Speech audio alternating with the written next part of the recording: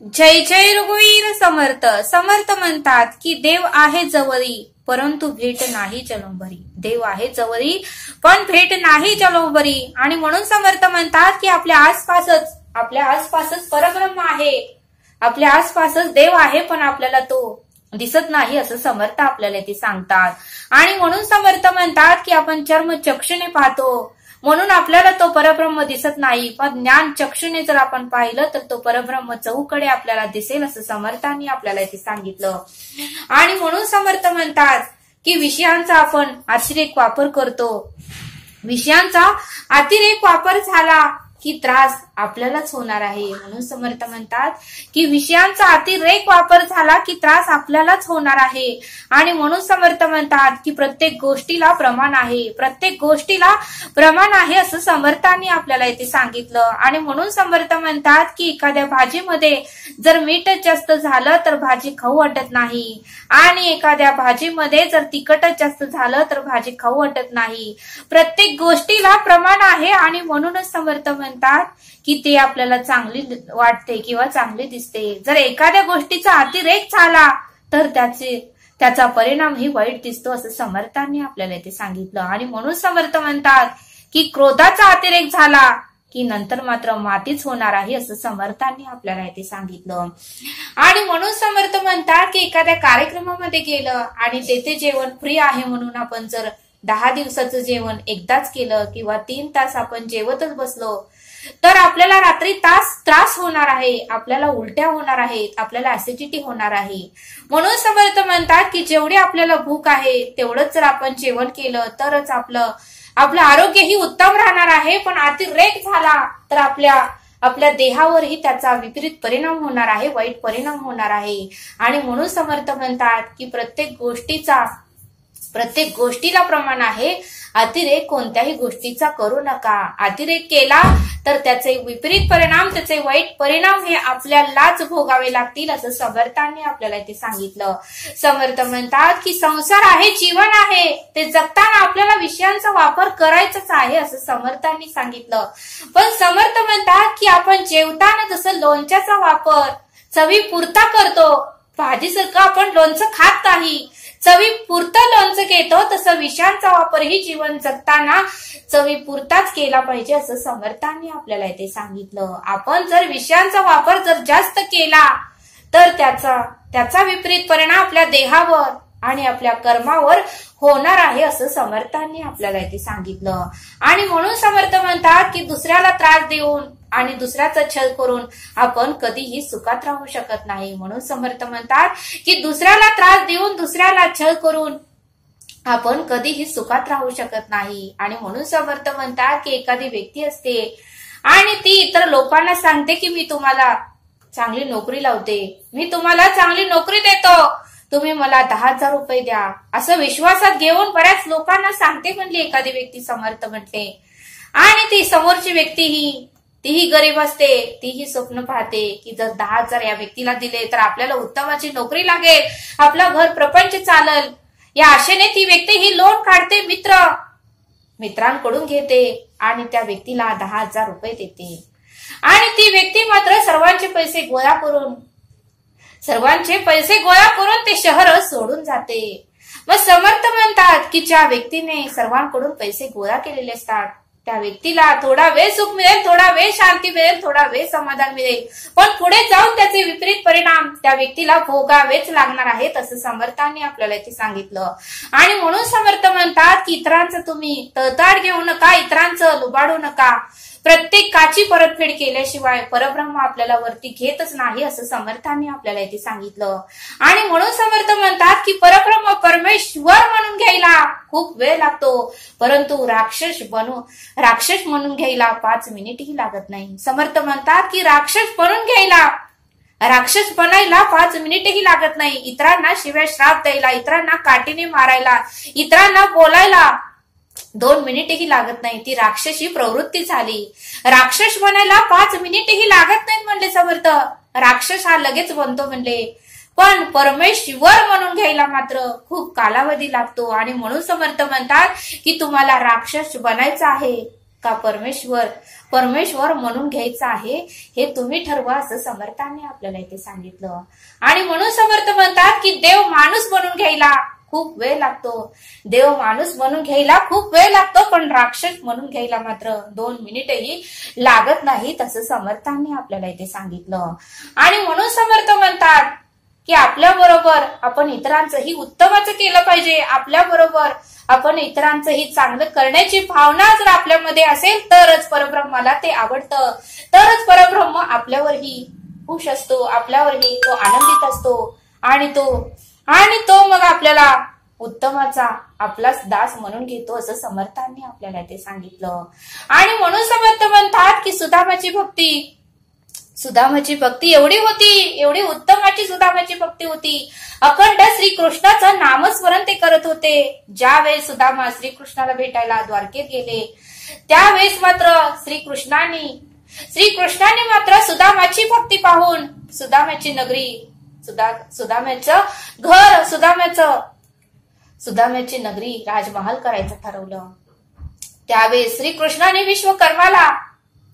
विश्वकर्माला सुदामाच्या नगरीकडे पाठवलं आणि सुदामाच्या पत्नीला भेटायला सांगितलं. त्या विश्वकर्मा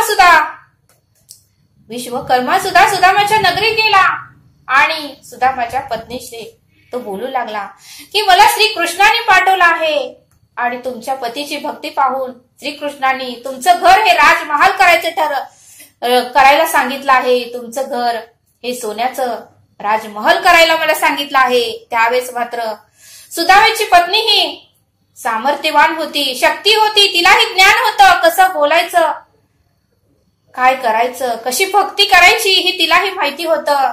ती स्वार्थी नव्हती, इतरांचाही ती विचार करत होती. ती म्हणाली जर तुम्ही या नगरीमध्ये प्रत्येकाचं घर जर सोन्याचं करणार असेल, प्रत्येकाचं घर जर राजमहाल करणार असेल तरच तुम्ही माझं घर ही सोन्याचं करा, अन्यथा तुम्ही इथून जर गेला तरी चालेल आणि तुम्ही मला घर सोन्याचं जर राजमहल जरी दिलं नाही तरी चालेल. बघा म्हणले समर्थ, श्रीकृष्णाच्या पत्नीचेही विचार कसे होते आणि तुमचे आमचे विचार तरी कसे आहे. तुम्हाला मला जर कोण विचारायला आलं असतं तर की तुमचं घर सोन्याचं करू का, तर तुम्ही आम्ही काय म्हणलो असतो की हा करा पण पटकन इथून निघून जावा. हे आपली स्वार्थ विचार आहेत असं समर्थांनी आपल्याला इथे सांगितलं. आणि म्हणून समर्थ म्हणतात की स्वार्थी भावना, स्वार्थी विचार हे सोडून द्या. हे परब्रह्माला आवडत नाही. आपल्या बरोबर आपण इतरांचाही विचार केला पाहिजे. आणि म्हणून समर्थ म्हणतात की इतरांचा द्वेष, मत्सर, तिरस्कार करूच नका असं समर्थांनी आपल्याला इथे सांगितलं. आणि म्हणून समर्थ म्हणतात की मोक्ष म्हणजे तरी काय. समर्थ म्हणतात की मोक्ष म्हणजे तरी काय, तर समर्थ म्हणतात की कुठलेही विचार न घेता अगदी फ्री माइंडने जगणे म्हणजेच मोक्ष आहे. कोणताही ताण तणाव न घेता, कोणताही टेन्शन न घेता, कोणताही त्रास न घेता, कोणत्याही गोष्टीचा विचार जास्त न करता फ्री मध्ये जीवन जगणे म्हणजेच मोक्ष आहे. मोक्ष म्हणजे वेगळं असं काहीच नाही असं समर्थांनी आपल्याला इथे सांगितलं. आणि म्हणून समर्थ म्हणतात की जिवंतपणीच आपल्याला मोक्ष दिलेला आहे, पण आपल्याला मोक्ष म्हणजे काय हेच माहिती नाही असं समर्थांनी आपल्याला इथे सांगितलं. आणि म्हणून समर्थ म्हणतात की मृत्यू झाल्यावरच मोक्ष मिळतो हे चुकीचं आहे. जीवन जगताना सुद्धा आपल्याला मोक्ष मिळू शकतो. कोणतंही टेन्शन न घेता, कोणताही त्रास न घेता अगदी फ्री माइंडने जगणे म्हणजेच मोक्ष आहे असं समर्थांनी आपल्याला इथे सांगितलं. आणि म्हणून समर्थ म्हणतात की जीवन जगताना आपण नेहमी आपल्या मनाला सांगितलं पाहिजे की ठेविले आनंद तैसेची राहावे, चित्ती असू द्यावे समाधान. ठेविले आनंद तैसेची राहावे, चित्ती असू द्यावे समाधान. आणि म्हणून समर्थ म्हणतात की आपण बिनधास्त राहायचं. ज्या ईश्वराने, ज्या परब्रह्माने ही सृष्टी निर्माण केली आहे त्याला सगळ्यांची चिंता आहे, त्याला सर्वांची काळजी आहे. आणि काय घडायचं, काय घडवून घ्यायचं, कोणती परिस्थिती आणायची, कोणती परिस्थिती नाही आणवायची, हे सगळं परब्रह्माच्या हातात आहे. आपण विनाकारण त्रास सहन करतो, आपण विनाकारण विचार करतो. जे व्हायचंय ते परब्रह्म सगळं काही करून घेतो असं समर्थांनी आपल्याला इथे सांगितलं. आणि म्हणून समर्थ म्हणतात की अगोदर चारा निर्माण केला आहे आणि मग चोच दिली आहे असं समर्थांनी आपल्याला इथे सांगितलं. पण आपण मात्र विचार भरपूर करतो आणि त्यामुळे आपल्याला त्रास होतो असं समर्थांनी आपल्याला इथे सांगितलं. आणि म्हणून समर्थ म्हणतात की आपल्याला आपल्या मनाला म्हणता आलं पाहिजे, होणार ते होई नका, जाणार ते जाई नका, येथे शंका कुशंका पिटल्या जन्म मरणाच्या. म्हणून समर्थ म्हणतात की होणार ते होई नका, जाणार ते जाई नका, येथे शंका कुशंका पिटल्या जन्म मरणाच्या, असं समर्थांनी आपल्याला इथे सांगितलं. आणि म्हणून समर्थ म्हणतात की एखादा खराब पदार्थ आपण जर खाल्ला, म्हणून समर्थ म्हणतात की एखादा खराब पदार्थ जर आपण खाल्ला तर आपली तब्येत खराबच होणार आहे. एखादा खराब पदार्थ जर आपण खाल्ला तर आपली तब्येत ही खराब होणारच आहे, आपल्याला जुलाब उलट्या होणारच आहे. आणि म्हणून समर्थ म्हणतात की उत्तम पदार्थ खाल्ला तर आपलं आरोग्य ही उत्तमच राहील. म्हणून समर्थ म्हणतात की उत्तम जर पदार्थ खाल्ला तर आपलं आरोग्य उत्तमच राहील.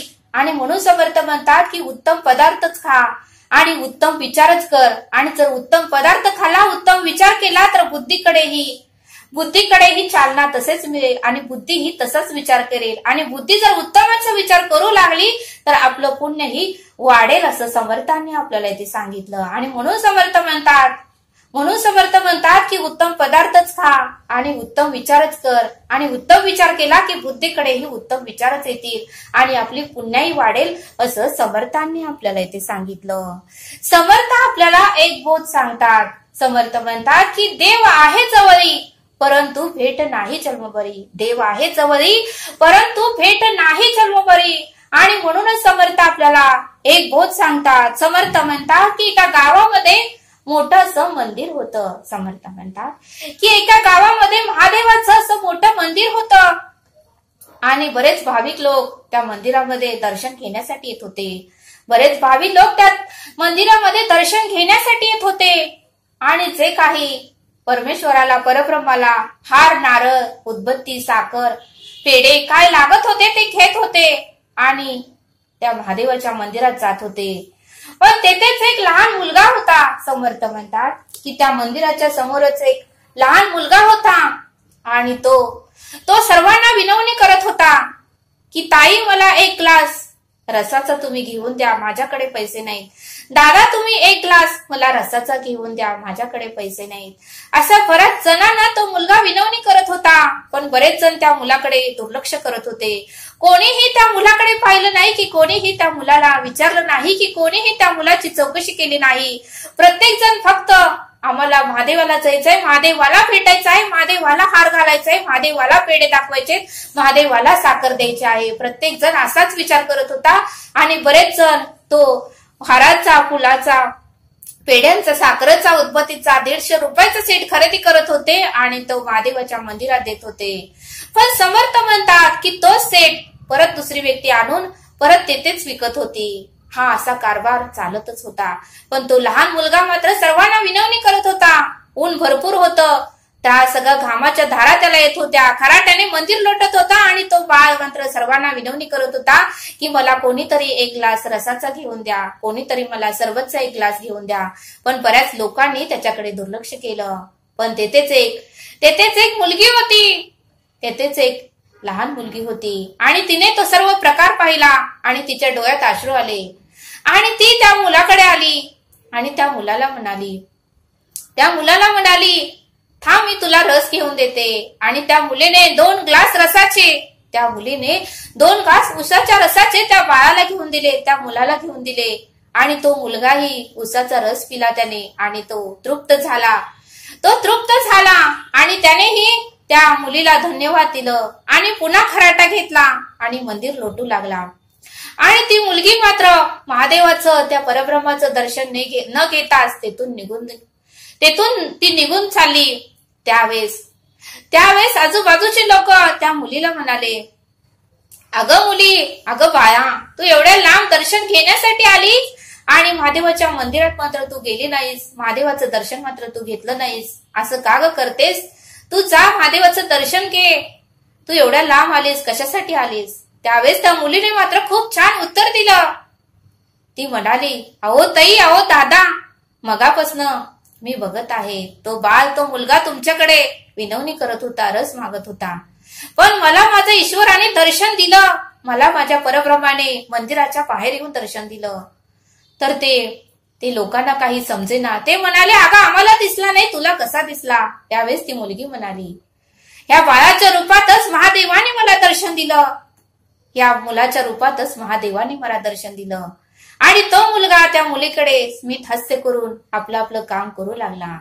मग बघा म्हणले समर्थ, परब्रह्माने महादेवाने प्रत्येकाची परीक्षा घेतली, पण ती मुलगी मात्र त्या परीक्षेमध्ये यशस्वी झाली. ती लहान मुलगी मात्र परीक्षेमध्ये यशस्वी झाली. आणि बाकीचे लोक मात्र देव मंदिरातच आहे, देव देवळातच आहे म्हणून सर्वजण मंदिरातच जाऊ लागले. आणि म्हणून समर्थ म्हणतात की देव आहे जवळी, परंतु भेट नाही जन्मभरी. प्रत्येकाच्या हृदयात, प्राणी, पक्षात, फुलात, वेलीत सगळीकडे परब्रह्म व्यापून उरला आहे. फक्त आपल्याला त्या दृष्टिकोनातून बघता आलं पाहिजे असं समर्थांनी आपल्याला इथे सांगितलं. आणि म्हणून समर्थ म्हणतात की आपण हार नेतो, पेढे नेतो, साखर नेतो, पण परब्रह्म पेढे साखर खातो का हो म्हणले? तुमच्या आमच्या हृदयात परब्रह्म आहे. एखाद्या व्यक्तीला जर आपण पेढा दिला तर परब्रह्माने खाल्ला असं आपण म्हणू शकतो, असं आपल्याला समाधान होऊ शकतं. आणि म्हणून समर्थ म्हणतात की त्या मुलामध्येच परब्रह्म होता, त्या मुलामध्येच ईश्वर होता. तरीही त्या लहान मुलाकडे सर्वांनी दुर्लक्ष केलं आणि महादेवाच्या मंदिरात दर्शन घेण्यासाठी गेले, पण ती मुलगी मात्र परीक्षेत यशस्वी झाली असं समर्थांनी आपल्याला इथे सांगितलं. आणि म्हणून समर्थ म्हणतात की परब्रह्म आपल्या जवळच आहे, आपल्याला फक्त त्या दृष्टीने बघता आलं पाहिजे असं समर्थांनी आपल्याला इथे सांगितलं. आणि म्हणूनच समर्थ म्हणतात की देव आहे जवळी, परंतु भेट नाही जन्मभरी. देव आहे जवळी, परंतु भेट नाही जन्मभरी असं समर्थांनी आपल्याला इथे सांगितलं. तरी आता आपण येथेच थांबूया. धन्यवाद. जय सद्गुरू.